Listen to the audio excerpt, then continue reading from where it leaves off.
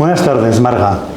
Sabemos que eres profesora de lengua castellana y literatura, pero ¿qué más nos puedes contar sobre ti? ¿Qué es lo que te ha hecho desarrollarte como escritora? ¿Qué tal, Víctor? Pues es algo que se remonta a la infancia. He tenido como dos momentos, dos hechos en la más tierna infancia que me hizo que me inclinara por leer y escribir de una manera muy precoz. Una, el ser la última de la familia, es decir, nacer tardíamente. Eso me hizo pues, que haya una distancia muy grande con mis hermanos mayores y que yo me sienta un poco como testigo de la vida de ellos. Entonces siempre he tenido como esa necesidad de dejar constancia de lo que veía. Y por otra parte, pues el gusto que tenía mi padre por la lectura, también por las palabras, era un gran amante de las palabras, y eso ha hecho también pues, que desde pequeña tenga esta como obsesión por leer y por escribir. O sea, es algo que viene desde hace muchos años. El libro funciona para adolescentes y para lectores adultos, pero por razones distintas. ¿Pensabas en alguien concreto mientras escribías? Bueno, cuando estaba recopilando las anécdotas, que ha sido el producto de más de 30 años, de recopilar pues como una hormiguita poco a poco las anécdotas en todos los libros que leía, cuando hacía esto pensaba en mis alumnos. Yo soy profesora de lengua y literatura, bueno, he sido en instituto, ahora estoy jubilada, y tenía la idea de que los autores muchas veces transmitimos la imagen de los autores de una manera impersonal. Son meramente una lista de autores y de obras. Eso es la literatura ahora mismo, en la docencia actual. Entonces, para mí, la obsesión siempre era convertirlos en seres humanos, humanizarlos, animarlos, darles, en el sentido etimológico, darles alma, para que se convirtieran en seres individuales y de esa manera empezaran a ser algo propio, algo de ellos, y de eso los llevará a las obras. Creo que es el camino natural. Y luego ya cuando me puse a escribir pensaba en todo tipo de lector. Yo creo que el libro está dirigido a cualquier lector, tanto a los grandes lectores, porque siempre van a encontrar alguna anécdota que les va a parecer que no conocían y que les va a gustar, como a los menos lectores que pienso que a través de las anécdotas van a llegar a los libros.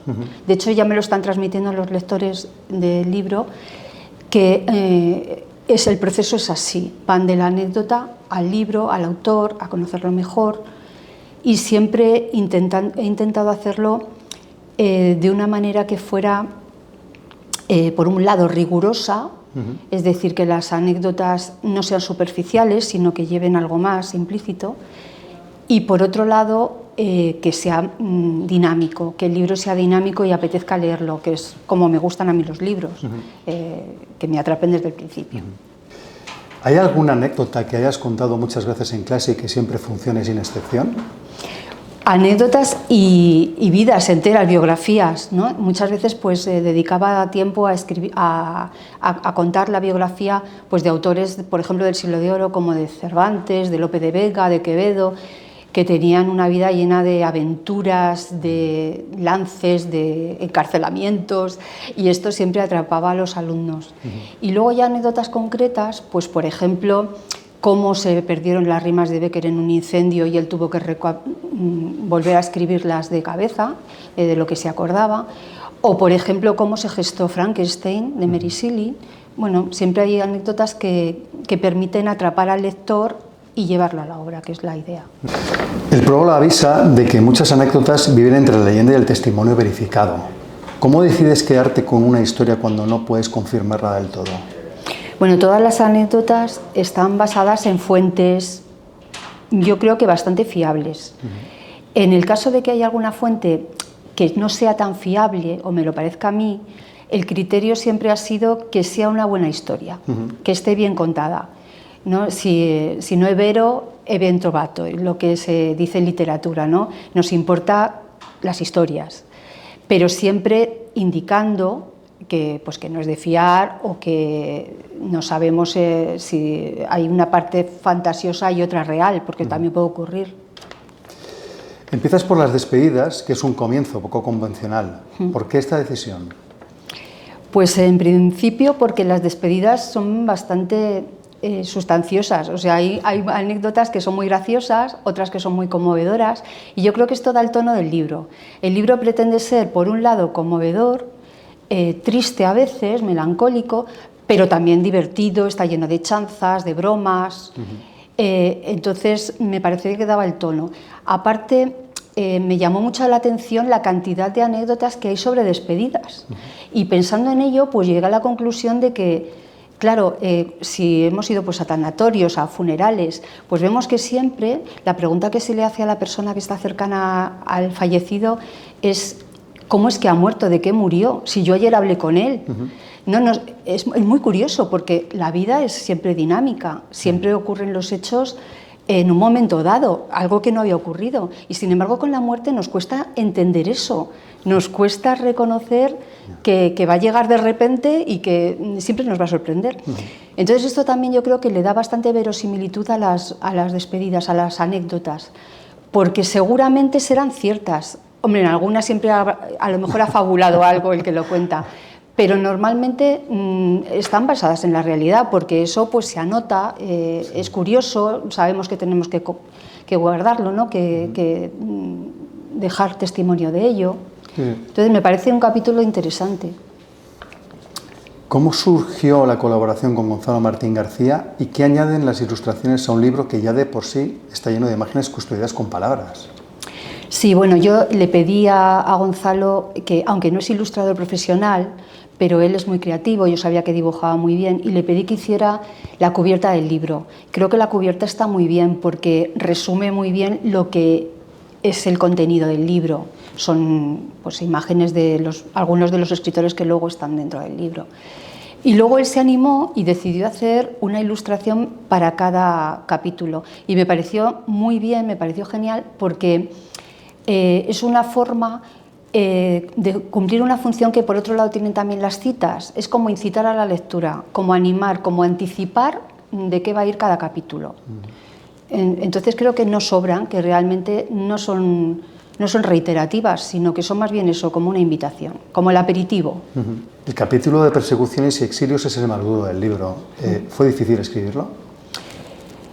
Sí, fue muy difícil porque a mí me conmueve personalmente pensar en vidas como las de, y en acabamientos, ¿no?, de la vida como las de Lorca, Miguel Hernández. Hay mucha tristeza ahí y sobre todo una reflexión, ¿no? Fue un momento, el de la guerra civil y posterior a la guerra civil, fue un momento de enfrentamiento, de odios encarnizados, de arbitrariedades. Y sobre todo esa idea de la arbitrariedad le doy muchas vueltas, porque fue así, pero podía no haber sido así. O sea, Lorca perfectamente podía haberse salvado. Fue como una especie de fatalismo, de hado que lo persiguió y que impidió que siguiera escribiendo cuando estaba en el mejor momento de su carrera. Bueno, y otros autores, lo mismo, pues Maeztu, autores que, o sea, no de un bando o de otro, fue lo mismo, es que fue como el encarnizamiento bidireccional, ¿no?, por los dos lados, y eso son hechos terribles. Y luego el exilio tan terrible, que si nos ponemos en el lugar, ¿no?, con un poco de empatía de cómo fue el exilio, pues pensemos que es que esos autores se fueron pensando que iban a volver en muy poco tiempo, a lo mejor en meses. Y muchos, la mayoría, no volvieron. Echaron de menos, por supuesto, a su familia, a las gentes, al paisaje, y no pudieron volver. Y los que volvieron se encontraron con un país que ya no era el mismo que dejaron cuando se fueron. En relación al último capítulo de tu libro, ¿estás ya recopilando material para el siguiente tomo? ¿Nos traerás anécdotas de autoras femeninas exclusivamente? ¿Y crees que ayudará a darles el lugar que merecen en nuestra historia? Son muchas preguntas. A ver, en primer lugar, estoy ya recopilando anécdotas, pero porque es una deformación profesional. O sea, después de 30 años haciéndolo, ahora no puedo parar. Sí. Entonces sigo recopilando anécdotas, de momento sin intención, pero bueno, lo hago también porque cuando yo encuentro una anécdota buena, tengo como esa deformación profesional que tenemos los docentes, siempre somos, aunque nos hayamos jubilado, es que siempre seremos maestros, siempre seremos profesores. Entonces la idea de que tengo que transmitir lo que yo sé. Entonces ahí están. Si no toma forma de libro, pues tomará otra forma, pero seguramente las transmitiré. En cuanto a mujeres, por supuesto van a tener un lugar predominante. Yo sigo buscándolas. A esas mujeres que no están en el canon oficial, en gran medida porque el canon oficial lo escribieron los hombres, lo eligieron los hombres, pero que deberían estar porque tienen tantos méritos o más que muchos escritores que sí están. Entonces, ahí se está realizando una labor muy importante de búsqueda de estas autoras que han sido olvidadas, que han sido postradas o que, bueno, postergadas. Entonces, la idea es sacar esas escritoras a la luz. Y si no lo hago yo, pues las generaciones que vengan después tendrán que hacerlo, porque es una situación de justicia.